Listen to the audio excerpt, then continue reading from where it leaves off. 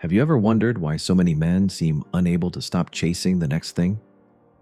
Imagine a man who already has a decent life, a home, people who love him, a job that pays the bills. From the outside, it seems like he should be satisfied, yet he's still thinking about the next promotion, the next opportunity, the next goal. Someone looking at him might wonder, why isn't what he has enough? But perhaps he's not simply chasing more. Perhaps success means something completely different to him. For many men, success isn't measured only by what's sitting in a bank account. It's also measured by a quieter question. Am I becoming someone capable of carrying the life I want? That question can follow a man for years. Think about how often men are introduced through what they do. What do you do for work? What are you working on? How's the career going? What are your plans? These seem like ordinary questions, and usually they are. But over time, achievement can become closely connected to identity. A man doesn't simply have a career. He may begin seeing his career as evidence that he's progressing. He doesn't simply earn money. That money may represent security for people he cares about. He doesn't simply reach a goal. The goal becomes proof that all those difficult days were leading somewhere. This is why two people can look at the same achievement and see completely different things. One person sees a bigger paycheck. The man receiving it may see relief. The mortgage is safer. His children have more opportunities. His parents can be helped if they need him. The future feels slightly less uncertain. The number changed, but what that number represents changed much more.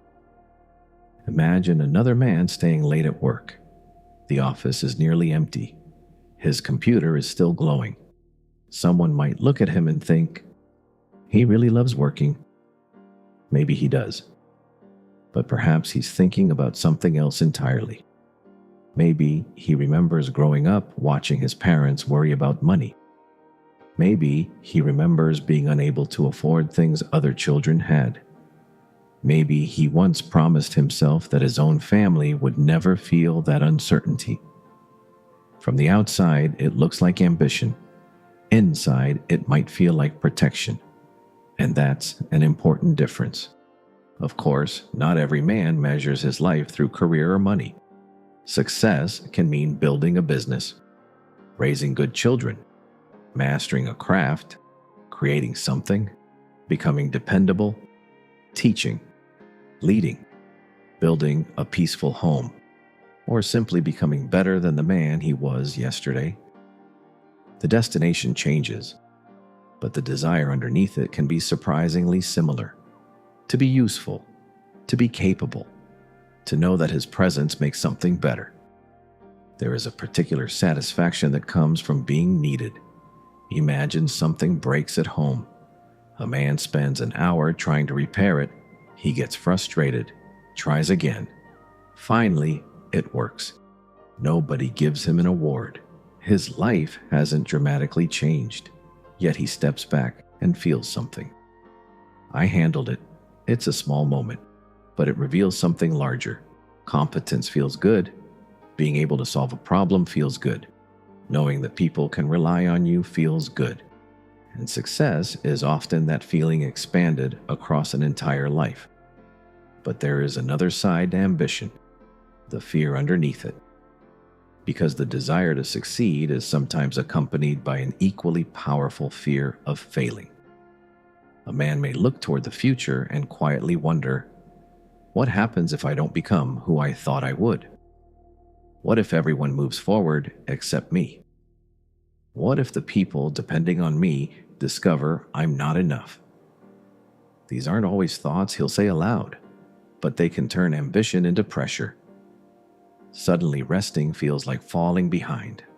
Someone else's achievement feels like evidence that he should be doing more. A peaceful weekend becomes difficult to enjoy because part of his mind is still asking, what's next? And this is where the pursuit of success can become complicated, because there is nothing wrong with wanting to build a meaningful life. Ambition can create extraordinary things. It can pull someone through difficult years. It can turn an idea into a career. It can give a family opportunities that didn't exist one generation earlier. But ambition becomes heavy when a man's accomplishments become the only evidence he accepts that he has value. Then every setback becomes personal. Losing a job doesn't simply mean losing a job. It can feel like losing part of who he is. A business failing doesn't simply mean the idea didn't work. It can feel like he failed as a man. Watching someone else succeed doesn't simply mean they're doing well. It can become a reminder of everything he believes he hasn't done yet. That's a difficult way to live, because there will always be another mountain. Imagine finally reaching something you've wanted for years. The promotion arrives. The business begins working. The house is purchased. For a moment, there's relief. Then something strange happens. A new target appears. Maybe this one will finally feel like enough. And then another. And another. Success can become a horizon. Every step toward it moves the line farther away. Perhaps that's why some successful men still feel unsuccessful. They've learned how to achieve, but they never learned how to recognize when they've achieved something worth appreciating. There is nothing wrong with the next mountain, but occasionally a man needs to turn around and look at the distance he's already traveled. The younger version of him may have dreamed about things he now considers ordinary. The job he complains about may once have been the opportunity he desperately wanted. The home that now feels too small may once have represented security. The people sitting around his table may be part of the reason he started climbing in the first place. Maybe success isn't only about reaching higher. Sometimes it's about understanding why the climb mattered. For many men, the answer eventually leads back to something surprisingly simple: purpose. The feeling that their effort means something, that they're building rather than merely existing, that someone is safer because they're there, that something will remain because they tried. Money can be part of that. Recognition can be part of that. Achievement can be part of that. But beneath all of them is often a desire to look at one's life and say, I did something with the time I was given. Maybe that's why so many men are eager to succeed.